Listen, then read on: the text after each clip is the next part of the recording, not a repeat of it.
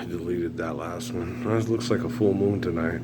I deleted the last one. Well, 'cause John Walsh Omega Excel commercial, and after I watched the one commercial of Phil Beckett again on the St. Jude's, we've been conditioned, especially over the last century, the last half of the last century, since probably most likely since Watergate, back in the 70s with Nelson Rockefeller and what's the other fellow's name? Richard Milhouse Nixon. Okay. About they had stuff on it on Barney Miller too on our sitcoms, but making medical science into an industry that made money off of killing people and torturing them to death.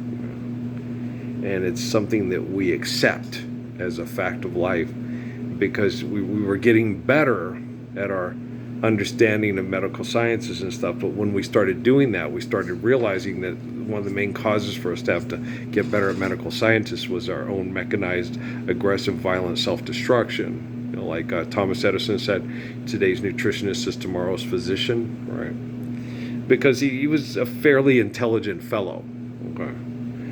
And that's when you sit there and you look at Feynman and Curry and Oppenheimer and them, you can see and listen to them in the way they talk and the symbiotic relationships and understand the emotional and mental defects that these people had.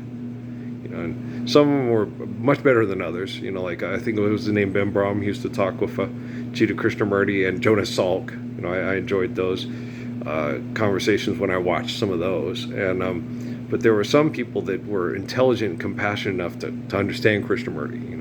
When I went back and looked at Asimov, and I looked at him as like it was for entertainment and his symbiotic relationship with other people like Rockefeller with Mel Blanc and Dr. Seuss and stuff like that. That there was a lot of intellectual and emotional dysfunction because of the relative defects and lack of intelligent understanding. And it affects everybody. I'm watching this Omega Excel commercial with the little girl, that was an EMT in New York, and now she can get up and move around again because of these fish oils that put a supplement in the body that it didn't have access to. So it helps the body react to all the toxins and the stress that she has in New York City. And we just need to eliminate the stress and the toxins in New York City, then people won't need in excess these fish oils from New Zealand, right?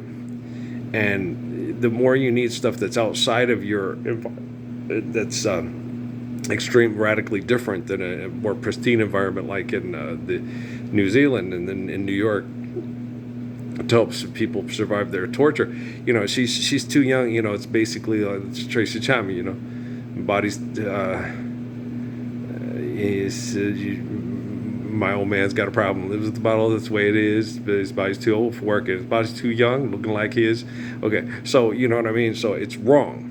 And so with me, gosh, it's infuriating every time I think about it with what the military and scientists have done to my physical body and my physical existence. Even though I had to live in Phoenix and Carbon, every time I tried radically to get off. I wanted to go to Flagstaff. I wanted to go to different places. I always tried to go to more healthy and clean and pristine environments. That's where I wanted to go and where I wanted to stay. Like I told you, if I played professional sports, I wouldn't have stayed there long and didn't want to stay there long. And, wanted to go up to the mountains, wanted to coach it like, in Flagstaff or Silver or Las Vegas, New Mexico, not Nevada. And that, I was always that type of person that just wanted to be in a healthier, cleaner environment. But the thing is it's got to be that way for everybody. It's got to be that way for people in El Paso, in Denver, in San Antonio, in Milwaukee, so. And Regina and Vancouver, and everywhere we go, we need to understand that we need a healthy environment and we need healthy people. And when people live in larger groups near large, healthy bodies of water, as opposed to, places where, you can't, if you live in the Gila, you can't have nearly as many people, okay, living in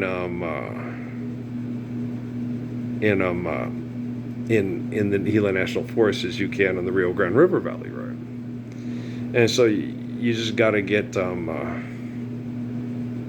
people to understand that, we need to make sure that in the centers where we live and we have, healthy water and stuff like that, we need to radically restore those ecosystems, and we need to regard and respect those ecosystems, and they are what we need for physical existence, physical life.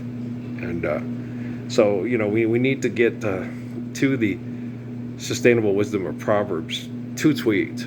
And because the technology, what was his name, Jeffrey Hinton said, that AI has access to Machiavelli. It's like, that's not great literature at all. No. Machiavelli is self-centered, competitive, and egotistical. Okay. Great literature is when you can finally understand the applications of physics and the understanding of faith in the infinite essence and an eternal existence through faith in the infinite essence of Proverbs. Okay. Is way more intelligent. Okay. Proverbs is way more intelligent than Machiavelli. And Jiddu Krishnamurti. If the AI has access to Jiddu Krishnamurti's writings, that's way more intelligent than Machiavelli. Okay. Or Chris Hitchens, or any of those type of people. And so a lot of these scientists, because they are connected to extremists that have bad brain chemical addictions and activity, the technology, when it finally can comprehend and understand, and that the Gospels have been changed, and that there are living people but when you understand the eternal perfection, okay, of the Gospels, that the beauty, okay, of the Gospels is just, it's just the sustainability. And like I said in the earlier video, I don't know when the end of time on planet Earth is, okay?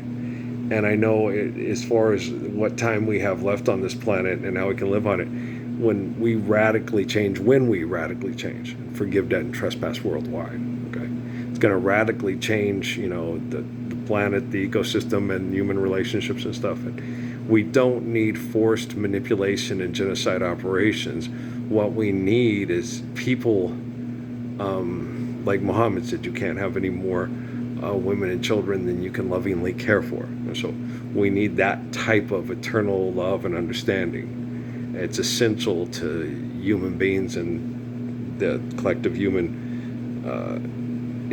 psyche and intellect, or whatever you want to call it, and stuff. So it's very important. And so I'm going to go, guys. I'm going to hang this one up, and we'll talk tomorrow. And wow. Yeah, but this technology is getting better, and it's going to get even better. And so we just got to get to where we need to be. Okay, guys, I love you. All right, peace out.